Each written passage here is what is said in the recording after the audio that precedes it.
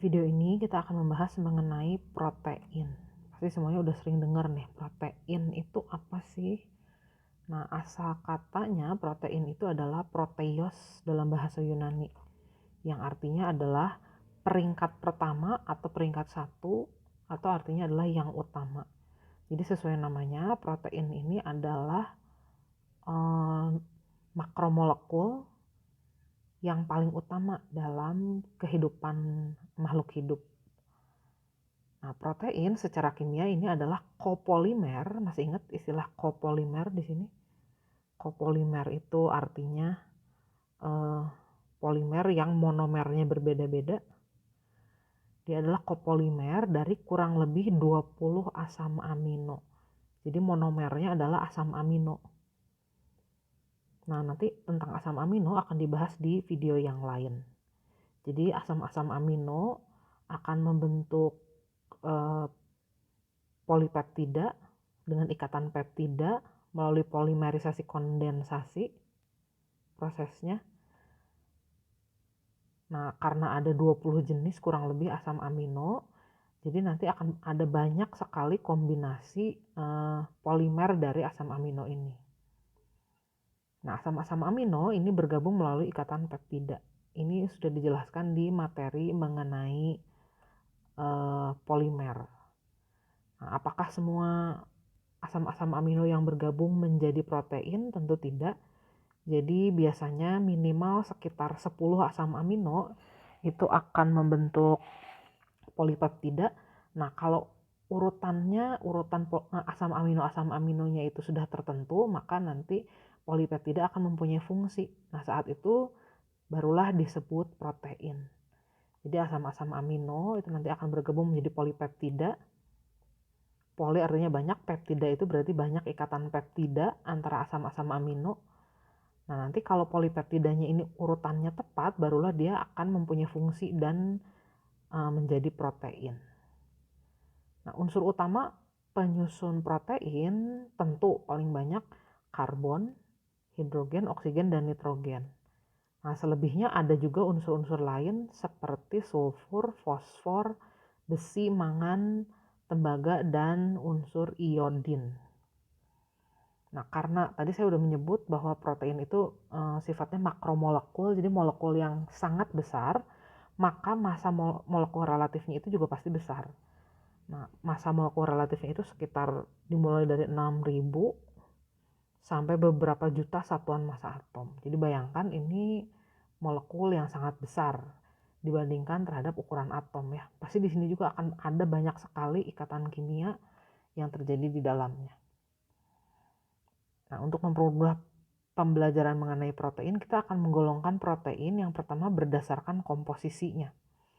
Ada yang disebut protein sederhana, ini artinya protein itu hanya terdiri dari asam-asam amino saja.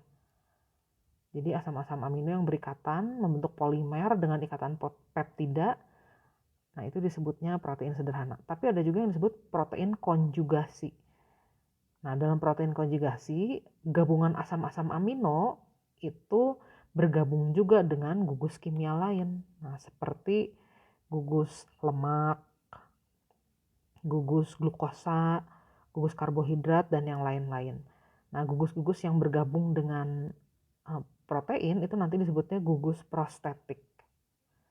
Contohnya di sini adalah lipoprotein. Ini protein yang bergabung dengan lemak. Nah, biasanya fungsinya adalah untuk transport. Nanti di bagian berikutnya akan kita bahas fungsi-fungsi protein ya. Kemudian glikoprotein ini berarti protein yang bergabung dengan karbohidrat. Fosfoprotein dengan fosfor. Nah, masing-masing jadi nanti akan mempunyai fungsinya masing-masing. Hemoprotein, metalprotein, dan seterusnya. Berikutnya kita juga bisa menggolongkan protein berdasarkan bentuknya. Ada yang bentuknya globular, globe asal katanya, bola. Nah, sesuai strukturnya biasanya struktur seperti ini memungkinkan protein tersebut larut dalam air. Kemudian dia berfungsi memiliki fungsi gerak dinamik. Nah, contohnya adalah enzim, pasti sering dengar nih enzim. Dalam setiap reaksi yang terjadi di dalam tubuh kita secara spesifik, setiap reaksi itu perlu dikatalisis oleh katalis alami atau biokatalis yang namanya enzim. Kemudian antibodi juga pasti udah sering dengar. Ini adalah sistem pertahanan tubuh. Ternyata pembangun antibodi ini adalah protein. Jadi makanya protein penting banget. Berikutnya untuk transport. Nah, protein ini juga dia berfungsi sebagai kendaraan untuk mentransport beberapa zat dalam tubuh ke tempat yang dibutuhkan. Nah, biasanya itu bentuknya globular atau bola. Berikutnya ada juga protein yang bentuknya serabut. Nah, ini tidak larut dalam air biasanya sesuai dengan strukturnya. Nah, protein berbentuk serabut ini biasanya mempunyai fungsi struktural atau dia berfungsi sebagai pelindung. Nah, contohnya adalah alfa keratin, ini adalah nama proteinnya. Biasanya ditemukan pada rambut. Terus kemudian wall, fibroin pada sutra, serat sutra. Kemudian kolagen pada urat. Jadi fungsinya ini tentu lebih kokoh dibandingkan yang tadi. Berikutnya, berdasarkan fungsi biologis, protein ini dibagi menjadi beberapa jenis. Yang pertama biokatalis, tadi udah saya sebut sedikit. Dia adalah katalis alami yang ada di dalam tubuh. Katalis itu masih ingat ya, zat yang mempercepat reaksi. Nah, ini contohnya adalah enzim. Kemudian yang berfungsi untuk transport atau berfungsi menyebarkan zat-zat yang ada di dalam tubuh, dalam sistem tubuh kita ke tempat di mana dibutuhkan. Nah, ini contohnya hemoglobin, masih ingat kan ya, hemoglobin ini mengangkut oksigen. Lipoprotein, ini protein konjugasi dengan lemak. Dia fungsinya juga mengantarkan zat-zat ke tempat yang dibutuhkan. Kemudian protein-protein pada dinding sel. Dinding sel kita itu sebenarnya nggak bisa ditembus. Sistem pertahanannya nanti akan dibahas di pembahasan tentang lemak ya. Nah, tapi kan ada beberapa zat yang tetap harus bertukar. Nah, pertukarannya itu harus selektif. Nah, pertukarannya itu diatur oleh protein. Berikutnya protein yang fungsinya untuk nutrien dan penyimpan. Ini biasanya fungsinya adalah untuk cadangan makanan. Ini contohnya ovalbumin pada telur atau kasein pada susu. Ini sering disebut juga protein susu. Berikutnya fungsi kontraktil. Ini ada hubungannya dengan kontraksi. Kalau dengar kontraksi pasti erat kaitannya dengan gerak otot. Nah, ini memang fungsi protein yang memberi kemampuan gerak. Nah, waktu otot-otot kita bergerak itu sebenarnya yang terjadi adalah perubahan bentuk atau struktur dari aktin dan miosin. Di situ terlibat reaksi-reaksi kimia yang sangat rumit sehingga memungkinkan kita untuk bergerak atau otot-otot kita untuk bergerak. Berikutnya, protein juga ternyata berfungsi sebagai pelindung dan penyangga atau untuk membentuk struktur. Contohnya adalah kolagen, pasti sering dengar nih, yang ada di urat dan tulang rawan. Kemudian keratin, ini pada rambut, pada kuku, pada bulu unggas. Kemudian fibroin pada serat sutra dan jaring laba-laba. Itu sebenarnya isinya semuanya adalah protein. Jadi itu adalah polimer. Berikutnya ada yang berfungsi sebagai antibodi. Antibodi ini adalah sistem pertahanan tubuh ya. Yang pertama imunoglobin. Nah, ini fungsinya adalah mengenali, mengatasi infeksi bakteri, virus, dan protein dari spesies lain. Nah, ini fungsinya adalah untuk pertahanan tubuh. Kemudian fibrinogen dan trombin, pasti sering dengar juga. Ini fungsinya adalah untuk penggumpal darah ketika terjadi luka. Kalau luka kan protein ini harus cepat-cepat bereaksi atau harus cepat-cepat bekerja supaya lukanya nggak terus-terus terbuka dan darahnya tidak terus-menerus keluar. Berikutnya ada juga toksin bakteri. Nah, ini contohnya adalah bisa pada ular. Nah, itu juga ternyata isinya adalah protein. Kemudian fungsi berikutnya dari protein adalah regulator. Nah, ini biasanya proteinnya berbentuk hormon.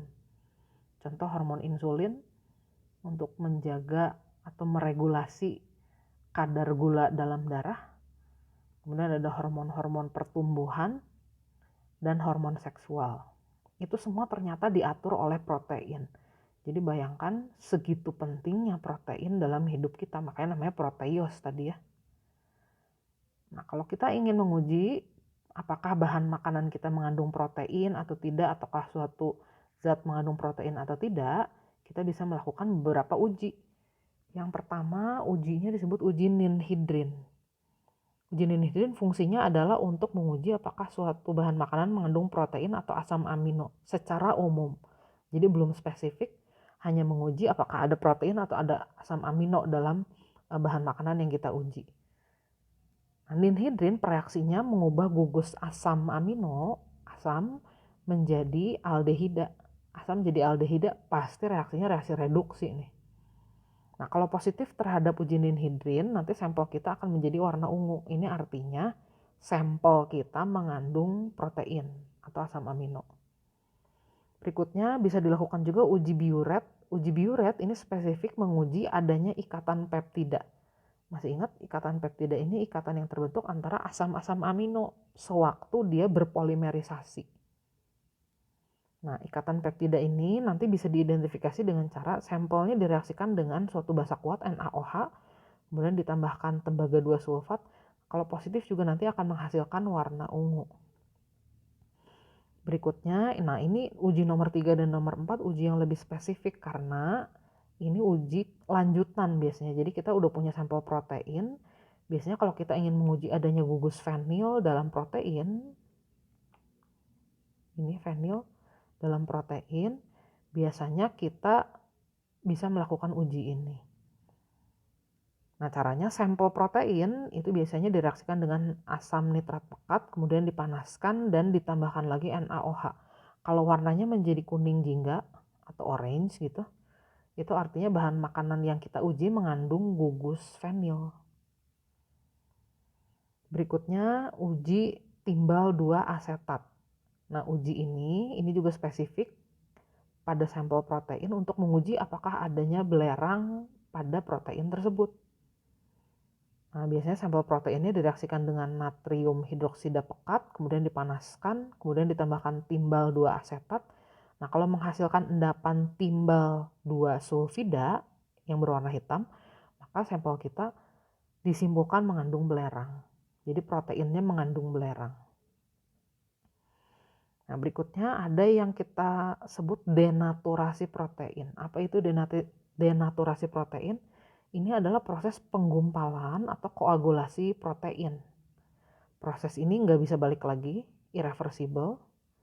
Dan biasanya protein kalau mengalami denaturasi itu akan kehilangan fungsi biologisnya. Nah, di sini ada yang disebut struktur primer, struktur tersier, nanti akan saya jelaskan di video berikutnya. Struktur primer dari proteinnya tidak rusak, tapi struktur tersier dan kuaternarnya rusak. Nah, denaturasi protein ini sebenarnya udah sering sekali kita alami. Contohnya, waktu kita merebus telur, struktur telur yang tadinya cair akan menjadi lebih padat. Nah, itu terjadi karena proteinnya mengalami koagulasi. Jadi salah satu penyebab denaturasi protein adalah pemanasan. Jadi suhu yang lebih tinggi itu bisa mendenaturasi protein. Berikutnya pH yang ekstrim. pH yang ekstrim asam atau ekstrim basa ini juga bisa menyebabkan protein mengalami penggumpalan. Nah, ini contohnya kalau kita bikin mayones. Mayones itu kan dibikinnya dari telur, dari bahan-bahan yang lain yang dicampurkan dengan asam. Nah, asamnya tentu biasanya sih asamnya asam cuka atau asam sitrat dari lemon. Nah, pH-nya kan asam. Nah, itu akan mendenaturasi protein yang ada pada telur. Nah, tentu ditambah dengan pengguncangan intensif. Biasanya kan kalau kita membuat mayones, kita melakukan pengadukan berulang-ulang dengan kecepatan tertentu secara intensif atau terus-menerus.